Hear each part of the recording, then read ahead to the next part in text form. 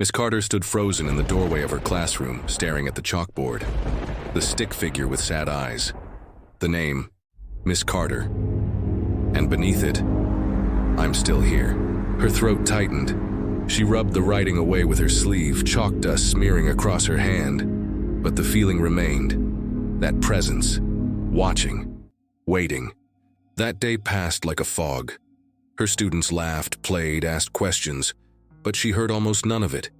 Every creak of the floor, every brush of wind outside the window made her flinch. When the final bell rang, she didn't stay to grade papers. She locked her classroom and drove straight home. But the whispers had already returned. Soft, echoing, following. That night, the house felt different. Not just heavy, it felt occupied. The air moved strangely, as if something were breathing with her. Muffin hissed at the hallway. And then the closet door opened again. Inside, the box of school records had reappeared. Hands trembling, she opened it again and found something new. A small notebook. Water damaged. Torn. On the first page, a child's handwriting. I waited, you didn't come. Tears welled in her eyes. I didn't know, she whispered. I didn't know you were missing. The pages turned on their own. Drawings, stick figures, one of him alone on a swing. One of a teacher walking away, one of a house with no lights. Then came the final page. A drawing of him smiling, holding her hand, standing in a field under a sun. The room suddenly chilled. The lights flickered. And then, for the first time, she saw him clearly. He stood at the end of the hallway, the same small figure from the photo. His eyes no longer hollow but sad. Waiting.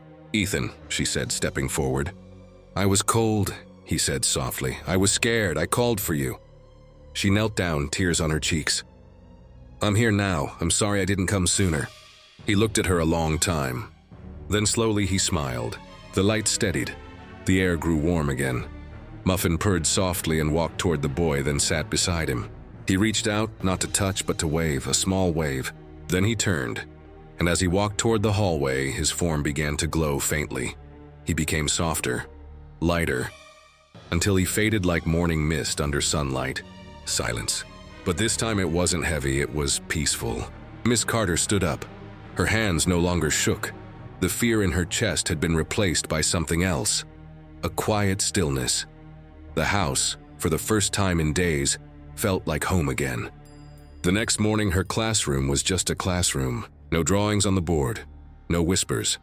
But on her desk sat a folded piece of paper, crayon on lined notebook paper. A child's handwriting. Thank you. She smiled.